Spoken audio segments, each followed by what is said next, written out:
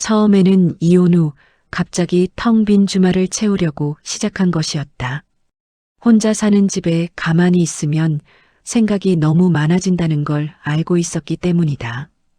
등산화 끈을 묶고 배낭을 메고 새벽 6시에 집을 나서는 그 단순한 루틴이 그녀에게는 일종의 구명줄 같은 것이었다.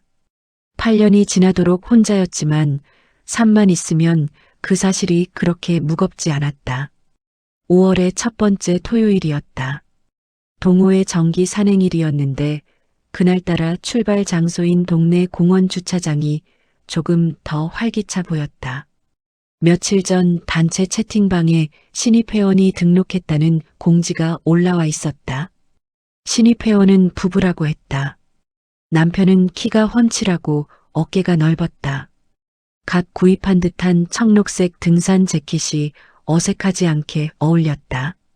아내는 남편보다 작은 체구의 분홍색 등산복을 입고 있었는데 처음 보는 사람들 사이에서도 잘 웃고 잘 말하는 사교적인 성격이 금방 드러났다. 동호회 분위기를 빠르게 파악하는 타입이었다. 동호회 총무가 두 사람을 소개했다. 강민준 34, 아내는 박지연 32, IT 회사에 다닌다고 했다. 건강도 챙기고 부부끼리 취미도 공유할 겸 가입했다고 했다. 사람들이 반갑다며 몰려들었다. 순이는 조금 떨어진 곳에서 그 모습을 지켜봤다. 동호회에 새 얼굴이 오면 늘 이런 식이었다. 그녀는 일부러 앞에 나서는 성격이 아니었다. 베테랑이라는 타이틀이 있었지만 그게 굳이 드러날 필요는 없다고 생각했다. 출발 준비를 하면서 강민준이 자연스럽게 다가왔다. 처음 뵙겠습니다. 잘 부탁드립니다. 하고 꾸벅 인사했다. 목소리가 예상보다 낮고 차분했다. 순이는 어서 오세요. 등산은 처음이세요. 하고 짧게 물었다. 가끔 혼자 다녔는데 같이 다니는 게 좋을 것 같아서 왔다는 대답이 돌아왔다. 그게 전부였다. 출발 신호가 떨어지고 사람들이 움직이기 시작했다. 순이도 배낭끈을 조이고 자신의 자리로 갔다. 그날 산행은 평소와 다를 것이 없었다. 5월의 숲은 연한 초록으로 가득했고 길은 익숙했다. 세 부부는 사람들과 빠르게 어울렸다. 특히 지연은 입이 한시도 쉬지 않았다. 민주는 조용한 편이었다. 아내가 떠들 때 옆에서 웃고 있었다. 오전 내내 두 사람은 마주칠 일이 없었다. 순이가 민준을 다시 의식한 건 하산길이었다. 내리막 경사가 가파른 구간에서 그가 먼저 내려가 뒤에 오는 사람들에게 손을 내밀고 있었다. 아내만이 아니라 나이 든 회원들에게도 자연스럽게. 순이는 그 손을 잡지 않았다. 괜찮다고 고개를 저었다. 민준도 굳이 권하지 않았다. 그냥 옆에 딱 한 발짝 거리를 두고 함께 내려갔다. 말 한마디 없이 내려온 그 짧은 구간이 나중에 생각해보면 이상하게 자꾸 기억에 남았다. 그 다음 산행은 2주 뒤였다. 이번에는 박지연이 나오지 않았다. 단체 채팅방에 짧게 사정이 생겼다는 메시지가 올라왔고 강민준 혼자 나타났다. 혼자 와도 괜찮냐는 눈치를 살피는 것 같았지만 동호회 분위기는 원래 편한 편이라 금방 섞였다. 순이는 그날도 자신의 자리에서 조용히 준비를 마쳤다. 등산로를 오르는 내내 민주는 눈에 잘 띄었다. 체력이 좋았다. 그런데 속도를 혼자 앞서 나가지 않았다. 뒤처지는 회원이 생기면 자연스럽게 속도를 맞췄다. 순이는 가끔 그쪽으로 시선이 갔다. 뒤처지는 노인 회원의 배낭을 받아드는 것도 봤고 중간 쉬는 곳에서 아무한테도 부탁받지 않았는데 혼자 쓰레기를 챙겨 담는 것도 봤다. 조용히 행동하는 사람이구나 하는 생각이 들었다. 그날 오르막 중간쯤에서 순이는 등산화 끈이 풀린 것을 발견했다. 길가 바위에 발을 올리고 고쳐 묶으려는데 배낭 무게 때문에 자세가 불편했다. 한참 씨름하고 있는데 그늘이 지나갔다. 민준이었다. 말없이 그녀의 배낭을 잠깐 들어 올려줬다. 끈을 고쳐 묶는데 10초도 안 걸렸다. 배낭을 다시 내려주고 그는 그냥 앞으로 걸어갔다. 감사합니다. 라는 말에 별거 아닌데요. 하는 짧은 대답이 돌아왔다. 그게 전부였다. 점심 무렵 정상 근처 넓은 바위에서 다 같이 간식을 꺼냈다. 순이는 늘 하던 대로 약간 비켜 앉아 혼자 먹었다. 오래된 회원들끼리의 이야기에 끼는 것보다 산 아래 풍경을 내려다보는 게 더 좋았다. 민준이 조금 떨어진 곳에 혼자 앉은 걸 보게 된 건 그 즈음이었다. 아내 없이 온 날이라 아는 사람이 없어서 자연스럽게 밀려난 것 같았다. 다른 회원들이 옛날 얘기를 나누는데 끼기 어려웠을 것이다. 순이는 그냥 다시 아래 풍경을 봤다. 내려가는 길에 민준이 순이 옆에 자연스럽게 붙었다. 앞에도 뒤에도 사람이 있었으니까 특별한 상황은 아니었다. 다만 지난번처럼 그냥 말없이 걷는 사람이었다. 숨이 차지 않는 구간에서도 굳이 말을 만들어내지 않았다. 순이는 그게 편했다. 나이 어린 사람들은 흔히 어른한테 말을 많이 붙이려고 한다. 뭔가 기억에 남아야 한다는 듯이. 그런데 이 사람은 달랐다. 그냥 같은 속도로 걸었다. 버스 정류장에서 각자 흩어질 때 민준이 먼저 눈인사를 했다. 순이도 가볍게 고개를 끄덕였다. 집에 돌아와서 샤워를 하고 소파에 앉았을 때 순이는 오늘 산행이 평소보다 피로하지 않았다는 걸 깨달았다. 이유는 딱히 생각하지 않았다. 6월이 되면서 산은 짙은 초록으로 바뀌었다. 지연은 2번 더 불참했다. 체력이 아직 안 된다고 했다. 민주는 매번 혼자 나왔다. 처음의 어색함은 사라지고 이제 동호회 분위기에 자연스럽게 녹아들었다. 순이와 민준이 가까워진 건 특별한 계기가 있어서가 아니었다. 어느 주말 출발 전 공원 주차장에서 순이가 배낭 안쪽 지퍼를 잠그려다 잠금 고리가 부러졌다. 오래된 배낭이었는데 하필 오늘 이런다 싶어 속이 상했다. 가방을 뒤집어 안을 들여다보고 있는데 민준이 옆에 왔다. 제가 한번 봐도 될까요? 하고 물었다. 순이는 잠시 망설이다가 배낭을 넘겼다. 민준이 스마트폰으로 안을 비춰보더니 고리가 빠진 거라 억지로 끼우면 된다고 했다. 손가락으로 꾹 눌러 끼우고 2번 당겨봤다. 잠겼다. 정말 감사합니다. 라는 말에 별거 아니에요. 하는 대답이 또 돌아왔다. 그날 이후로 두 사람은 가끔 말을 섞게 됐다. 어떤 코스가 좋으냐, 다음 달 산행 일정이 어떻게 되냐, 등산 스틱은 언제 쓰는 게 좋으냐. 가볍고 실용적인 이야기들이었다. 민주는 배우려는 자세가 있었다. 모르는 걸 모른다고 했고 알려주면 메모해뒀다가 다음번에 실제로 적용해왔다. 순이는 5년의 경험에서 나온 것들을 찬찬히 알려줬다. 새벽 산행 때 체온 관리하는 법, 무릎 아프지 않게 내려오는 방법, 날씨 변할 때 징조 보는 법. 어느 날 내리막에서 민준이 먼저 손을 내밀었다. 그냥 습관처럼 뒤에 오는 순이를 향해. 순이는 이번에는 잡았다. 경사가 생각보다 가팔랐다. 단 몇 초였다. 안전한 구간이 나오자 놓았다. 둘 다 아무 말도 하지 않았다. 하산 후 동호회 사람들이 동네 식당에서 밥을 먹기로 했다. 순이는 원래 이런 자리에 잘 끼지 않는 편이었다. 그냥 집에 가려다가 민준이 같이 안 가시냐고 물어서 그냥 갔다. 오래된 회원들이 주로 이야기를 이끌었고 순이는 옆에서 조용히 먹었다. 민준도 마찬가지였다. 밥을 다 먹고 나올 때 민준이 순이에게 조용히 말했다. 다음번엔 더 단단한 가방 쓰세요. 지퍼 또 나갈 수 있어요. 했다. 실용적인 조언이었다. 순이는 알겠다고 했다. 집으로 돌아오는 버스 안에서 그 말이 괜히 기억에 남았다. 아무것도 아닌 말인데. 7월의 정기 산행이 끝난 날이었다. 여름산은 빠르게 어두워진다. 그날도 하산이 예상보다 늦어졌고 동호회 사람들이 삼삼오오 흩어졌다. 어떤 이들은 맥주 한잔 하러 갔고 연세 많은 분들은 일찍 집으로 향했다. 민준이 순이에게 물었다. 같이 식사하시겠어요? 저도 배가 고파서요 했다. 딱히 거절할 이유가 없었다. 산 아래 작은 국수집에 들어가 각자 냉면을 시켰다. 에어컨도 없는 허름한 가게였지만 국물 맛이 진했다. 처음에는 산 이야기를 했다. 오늘 코스 어떠셨어요? 다음에 가면 좋을 산은 어디냐? 지리산은 언제 가봤냐?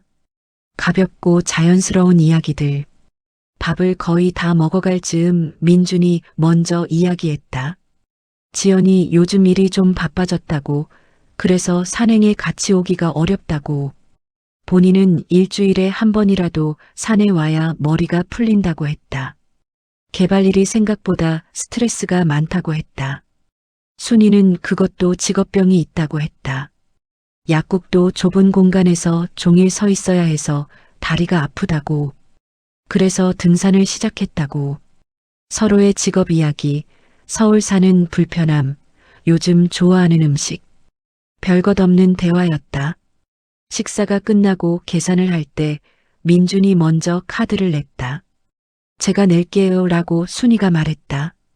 아니에요. 저 요즘 신입이잖아요. 많이 배우고 있는데 이 정도는요 했다. 밖으로 나오니 저녁 바람이 시원했다. 서로 반대 방향이라 짧게 인사하고 헤어졌다. 좋은 시간이었어요. 민준이 말했다. 저도 그렇게 생각해요. 순이가 대답했다. 버스 정류장에서 버스를 기다리면서 순이는 오늘 저녁이 오랜만에 편했다는 생각을 했다. 혼자 밥 먹는 것에 익숙해진 지 오래였는데 누군가와 함께 앉아서 아무렇지 않게 냉면을 먹은 것이 그냥 편안했다는 것밖에는 없었다. 8월의 어느 주말이었다. 그날 아침부터 지연에게 연락이 왔다고 했다. 친정 부모님 댁에 갑자기 가야 한다고, 산행은 남편 혼자 가라고. 채팅방엔 또 지연의 불참 메시지가 올라왔다. 민주는 혼자 나왔다. 그날따라 동호회 인원이 적었다. 다들 여름 휴가 시즌이라 빠진 사람이 많았다. 결국 8명이 올랐는데 오르는 내내 335 짝을 지어 걷다 보니 순이와 민준이 자연스럽게 같은 속도로 걷게 됐다. 두 사람 다 빠르지도 느리지도 않은 편이었다. 산 중간 그늘진 곳에서 잠깐 쉬는데 민준이 조용히 말했다. 요즘 자꾸 생각이 나요. 산에 오면 머릿속이 비워지는 것 같아서 했다. 순이가 무슨 생각이요? 하고 물었다. 그냥 복잡한 것들이요 했다. 더 말하지 않았다. 순이도 그랬다고 했다. 처음 등산 시작했을 때 그 이유가 똑같았다고. 두 사람은 잠시 말없이 나무 그늘 아래 서 있었다. 멀리서 바람이 불어와 땀에 젖은 이마를 식혔다. 아래쪽에서 다른 회원들 목소리가 들려왔다. 정상에 올랐을 때 하늘이 맑았다. 여름산 정상의 바람은 시원하고 강했다. 순이는 그 바람이 항상 좋았다. 1년 내내 좁은 약국 안에서 같은 자리에 서 있다가 여기 올라오면 어딘가 탁 트이는 느낌이 있었다. 민준도 그냥 서서 아래를 내려다봤다. 둘이 같이 있는데 침묵이 어색하지 않았다. 그게 이상하면 이상한 것이었다. 하산 중에 민준이 먼저 말을 꺼냈다. 이런 말 해도 될까요? 하고 먼저 물었다. 해도 된다고 했다. 선배님이랑 같이 걸으면 왜 이렇게 편한지 모르겠어요. 다른 분들이랑은 말을 맞추려고 자꾸 신경이 쓰이는데 했다. 순이는 가만히 앞을 보며 걸었다. 대답을 고르는데 시간이 걸렸다. 그냥 말 안 해도 되는 사람이 편한 거예요. 하고 말했다. 민준이 조용히 웃었다. 맞는 것 같아요 했다. 그날 내려오는 길 내내 순이는 뭔가를 의식하고 있었다. 무엇인지는 정확하게 말하기 어려웠다. 그냥 옆에 있는 사람이 신경 쓰인다는 것, 발소리가 귀에 들린다는 것, 말을 하지 않는데도 어딘가 기운을 주고받는 것 같은 이상한 감각. 집에 돌아와서도 한동안 그 감각이 남아 있었다. 순이는 그게 뭔지 굳이 이름 붙이려 하지 않았다. 9월이었다. 그날은 산행이 없는 주간이었는데 민준에게서 메시지가 왔다. 약국 근처에 볼 일이 있어서 잠깐 커피 한 잔 가능하냐고 했다. 순이는 약국 문 닫는 시간 이후에 가능하다고 했다. 오후 8시에 약국 골목 끝 카페에서 만났다. 평일 저녁 카페는 조용했다. 구석자리에 마주 앉아 각자 커피를 시켰다. 두 사람은 다음 달 산행 코스 이야기를 했다. 가을 단풍 시즌엔 어디가 좋은지, 주차가 편한 산은 어딘지, 이야기가 이쪽 저쪽으로 흘렀다. 어쩌다 보니 각자의 일 이야기도 나왔다. 민주는 요즘 프로젝트가 마무리 단계라 야근이 많다고 했다. 지연도 직장일이 바빠졌다고. 서로 바쁘다 보니 집에 같이 있어도 대화가 줄었다고 했다. 순이는 그게 다 그런 거 아니겠냐고, 살다 보면 그런 시기가 있다고 했다. 민준이 잠시 커피잔을 내려다봤다. 두 사람의 이야기는 자연스럽게 이어졌다. 순이의 약국 단골 손님 이야기, 민준의 회사 동료 이야기. 별것 아닌 일상들이었다. 카페 안에 사람이 별로 없어서 낮게 이야기해도 잘 들렸다. 시간이 지나면서 카페가 더 조용해졌다. 오늘 대화 정말 좋았어요. 민준이 먼저 말했다. 저도요, 순이가 대답했다. 일어날 시간이 됐다. 카페 밖은 이미 어두웠다. 가을이 오면서 해가 일찍 졌다. 이제 들어가 보세요. 순이가 먼저 말했다. 네, 내일 봐요. 민준이 말했다. 조심히 들어가세요. 순이가 말했다. 각자 반대 방향으로 걸어갔다. 집에 돌아온 순이는 따뜻한 물을 한 잔 마시고 소파에 앉았다. 울기 전 거울 앞에 서서 자신의 얼굴을 들여다봤다. 특별히 달라진 건 없었다. 눈과 잔주름도 단발머리도 익숙한 얼굴 그대로였다. 그런데 어딘가가 달랐다.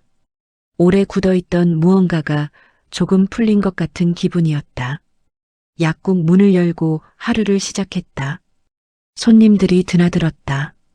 처방전을 받고 약을 꺼냈다. 복약 지도를 하고 재고를 정리하고 점심을 혼자 먹었다. 겉으로는 아무것도 달라진 게 없는 하루였다. 그런데 자꾸 어젯밤이 떠올랐다. 빗소리, 낮고 좁은 대피소, 차갑던 공기와 따뜻했던 온기, 민준의 낮은 목소리. 민준에게서 메시지가 온 건 오후였다. 죄송해요 라고만 적혀 있었다. 순이는 한동안 그 메시지를 들여다봤다. 괜찮다고 해야 하는지 아니라고 해야 하는지 어느 쪽도 맞지 않는 것 같았다. 결국 아무 대답도 하지 않았다. 저녁에 약국 문을 닫고 집으로 오는 길에 순이는 오랜만에 동네를 빙 돌아왔다. 걷고 싶었다. 가을 저녁 바람이 선선했다. 가로수 아래 낙엽이 쌓이기 시작하고 있었다. 걸으면서 생각했다. 어디서부터 시작된 것인지, 언제부터 이 사람이 신경 쓰이기 시작했는지 정확히 알 수는 없었다.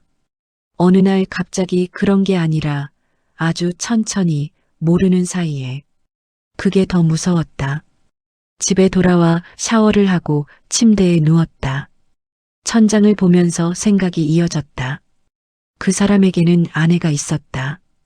결혼한 지 3년밖에 안 됐다. 아직 젊은 사람이었다.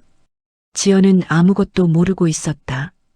그게 더 복잡하게 만들었다. 나이 차이도 있었다. 세상이 뭐라고 할지 모르는 게 아니었다. 그런데도 어젯밤 그 좁은 공간에서 느낀 따뜻함이 지금도 가슴 어딘가에 남아 있었다. 앞으로 어떻게 하죠? 라고 누가 물으면 순이는 아무 대답도 할 수 없었다. 그냥 눈을 감고 잠을 청했다. 그로부터 사흘이 지나도록 두 사람은 제대로 된 연락을 하지 않았다. 죄송해요. 라는 민준의 메시지에 순이는 결국 며칠 뒤 괜찮아요. 라고만 짧게 답했다. 그게 전부였다. 동호회 채팅방에는 다음 산행 공지가 올라왔다.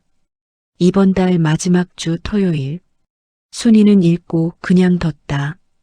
그러던 어느 저녁 약국에 민준이 들어왔다. 처방전 없이. 다른 손님이 있어서 두 사람은 아무 말도 하지 않았다. 손님이 나가고 나서야 민준이 카운터 앞에 섰다. 이대로는 안 될 것 같아요. 하고 먼저 말한 건 순이었다. 민준이 고개를 끄덕였다. 알아요 했다. 주변 사람들이 알면 어떡하죠? 순이가 말했다. 민준은 대답하지 않았다. 그 대답이 없다는 것 자체가 대답이었다. 두 사람 다 알고 있었다. 이 상황이 어디로 갈 수 없다는 걸.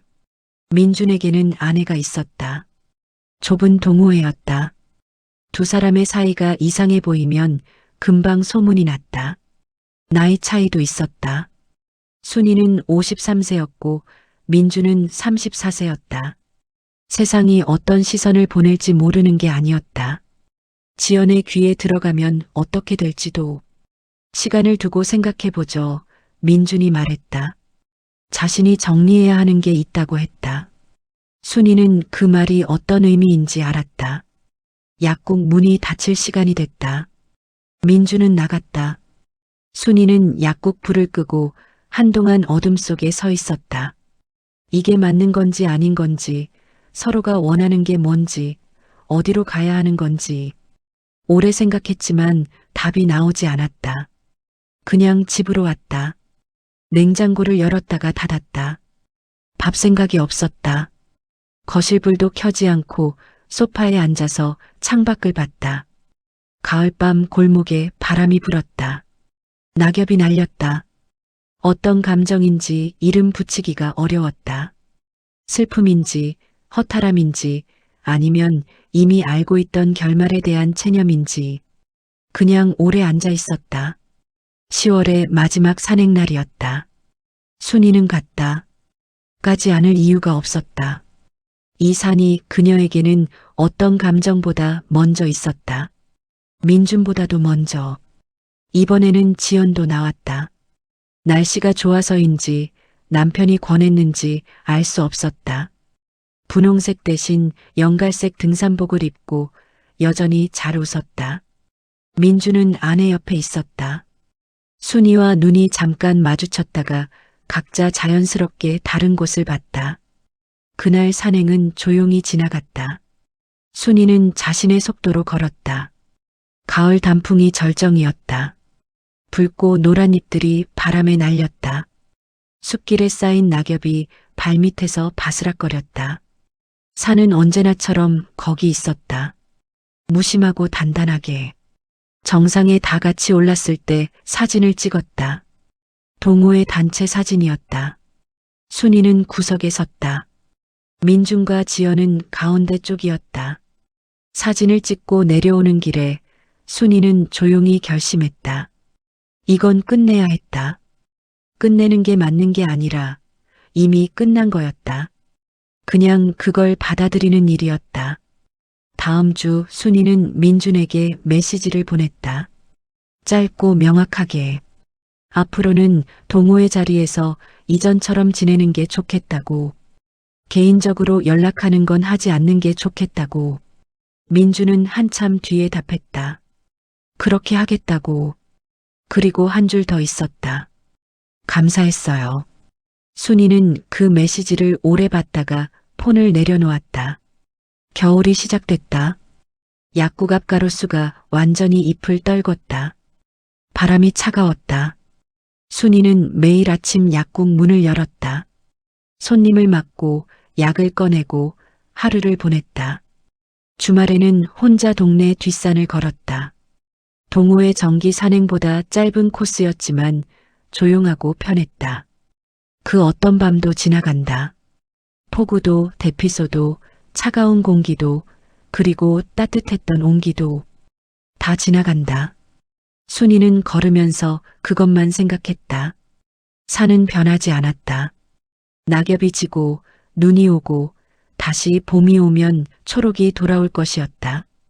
그리고 순이는 그때도 여기 있을 것이었다. 자신의 속도로 자신의 자리에서 그걸로 충분하다는 생각이 들었다. 가을산에서의 그 밤은 아름다운 기억으로 남겨두기로 했다. 후회도 아니고 집착도 아니고 그냥 그것이었다고. 순이는 능선 위에서 먼 하늘을 봤다. 파랗고 높았다. 바람이 단발머리를 날렸다. 여러분, 오늘 준비한 이야기 재미있게 들으셨나요? 황혼정담에서는 신이어 여러분을 위한 다양한 이야기를 계속해서 준비하고 있습니다. 오늘 이야기가 즐거우셨다면 구독과 좋아요 부탁드립니다. 알림 설정까지 해두시면 새로운 이야기가 올라올 때마다 가장 먼저 만나보실 수 있습니다. 그럼 다음 사연에서 다시 만나 뵙겠습니다. 감사합니다.